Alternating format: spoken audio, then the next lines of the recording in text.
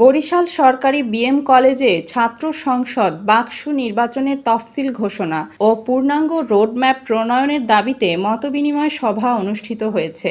বৃহস্পতিবার 11 সেপ্টেম্বর দুপুরে কলেজ ক্যাফেটেরিয়ায় আয়োজিত এই সভায় সাধারণ শিক্ষার্থীদের পাশাপাশি বিভিন্ন ছাত্র সংগঠনের নেতারাও অংশ নেন। শিক্ষার্থীরা বলেন, দীর্ঘদিন ধরে কলেজে ছাত্র সংসদ নির্বাচন না হওয়ায় শিক্ষার্থীদের ন্যায্য দাবি ও সমস্যা সমাধানের কোনো সুনির্দিষ্ট প্ল্যাটফর্ম নেই।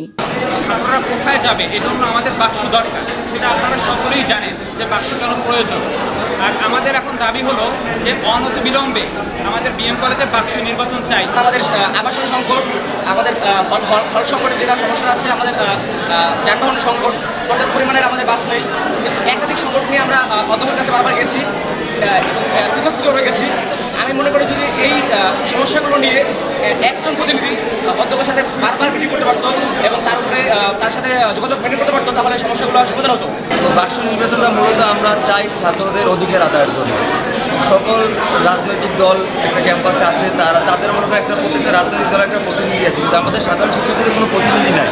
তারা আরও উল্লেখ করেন, সম্প্রতি ডাকসু নির্বাচন হওয়ায় নতুন করে আশাবাদী হয়েছেন বিএম কলেজের শিক্ষার্থীরা। তাদের মতে ছাত্র সংসদ নির্বাচন এখন সময়ের দাবি, যা কলেজ প্রশাসনের কাছে শিক্ষার্থীদের সমস্যাগুলো তুলে ধরতে এবং দ্রুত সমাধানে কার্যকর ভূমিকা রাখতে পারবে।